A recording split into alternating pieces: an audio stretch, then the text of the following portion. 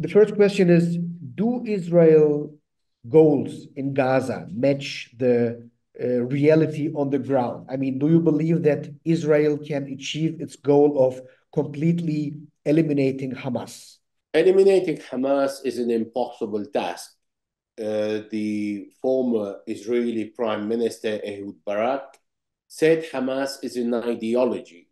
Therefore, it is impossible to be defeated. These were his own words.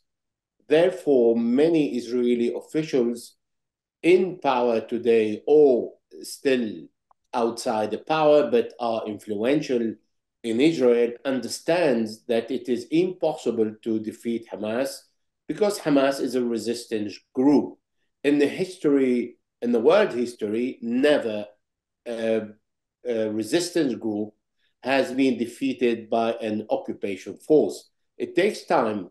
It may take 1 or 2 or 3 or 5 generations, but as long as the people of the land, the owners of the land, continue fighting and opt for an armed fight, it means that there is no solution but for them to reach either a compromise or to recover the territory. No, the objective that Israel announced, it's impossible to achieve.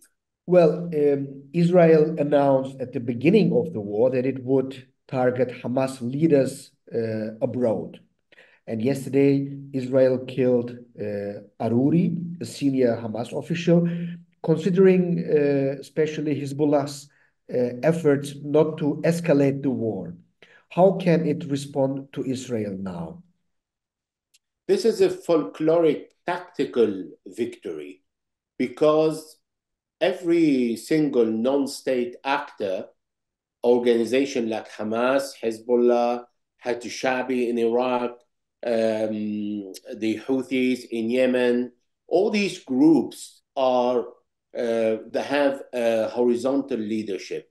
It is not vertical. When the head of the pyramid is killed, then the whole pyramid is in crisis. No, it is horizontal. When one leader is killed, another one or maybe 10 can replace him. Or even if Israel manages to kill 10 other leaders within Hamas. By the way, they killed Aruri and another 2 leaders of Al-Qassam, and who were on the target list of Israel at the same time. But that is not going to alter the capability of Hamas. And the proof is that Al-Aruri, Salih Al-Aruri, was in Lebanon, and he was not guiding the battle. Those who are guiding the battle are in Gaza. And the assassination of Al-Aruri is not going to change anything in the battlefield against the Israeli occupation forces in Gaza. Also, the Israelis have killed and assassinated so many Palestinian leaders in the past that nothing has changed. On the contrary, the Palestinian leadership increased in its strength and its objective to fight Israel. Now, how Hezbollah is going to react, that's something completely different, because the attack was inside Beirut, in the suburb of Beirut.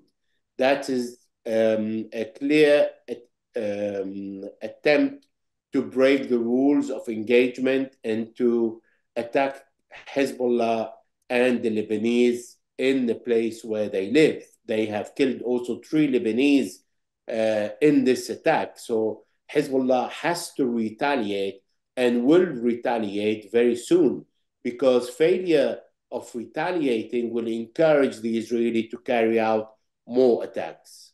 Okay, so you mentioned it, but maybe more concrete. How will Aruri's assassination affect Hamas?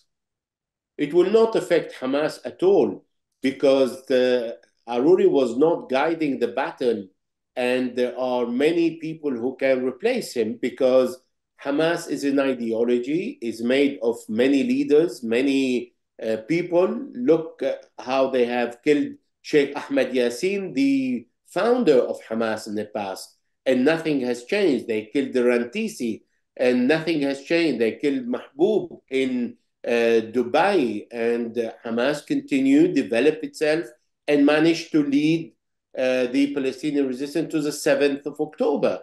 So being having one of the leaders assassinated, or as I said, another 10 leaders, it will change nothing in the equation.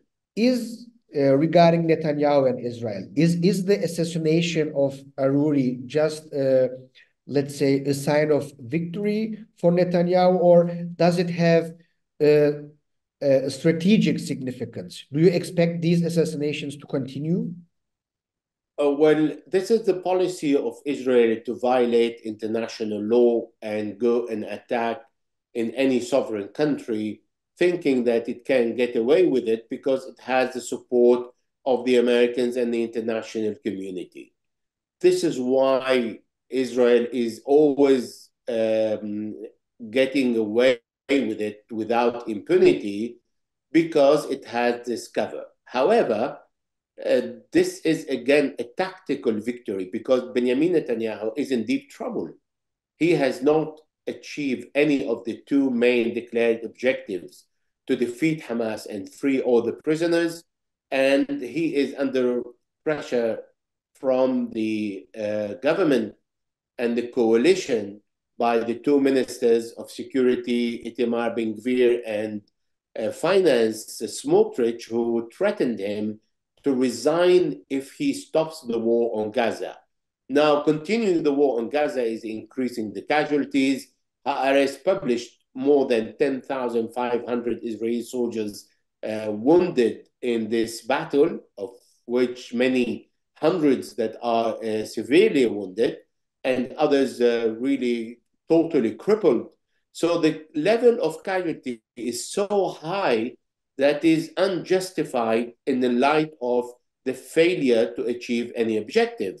This is why Netanyahu is running away from his objectives, going toward Lebanon, and perhaps thinking that this would enlarge the war, bring other actors like the United States to calm down everybody and find a solution, even for him in Israel, and say, okay, it's enough, you all stop now. He will look like he's not the one who stopped the war, but are the Americans who are imposing on him to stop the war. This is his hope.